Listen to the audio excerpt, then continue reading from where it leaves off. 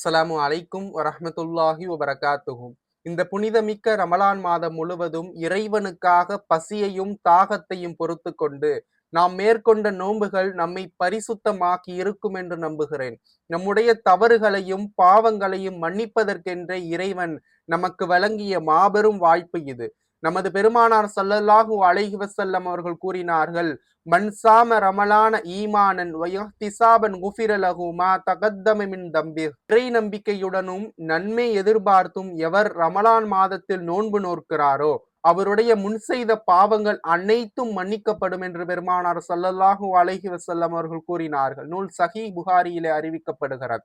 இந்த இனிய பெருநாள் நன்னாளில் நாம் அறிந்தும் அறியாமலும் செய்த பிழைகள் அனைத்தையும் எல்லாம் வல்ல அல்லாஹ் மன்னித்து நம்மை ஒரு தூய மனிதனாக மாற்றியருள வேண்டும் என உளமாற பிரார்த்திக்கிறேன். உங்கள் வாழ்விலும் உங்கள் குடும்பத்தாரின் வாழ்விலும் என்றும் குன்றாத மகிழ்ச்சியும் அமைதியும் வளமும் நிலவட்டும். நாம் வேண்டிய அனைத்து நற்சுமைகளும் துஆக்கள் அங்கீகரிக்கப்பட இத்தருணத்திலே வாழ்த்துகிறேன். ஈத் முபாரக்.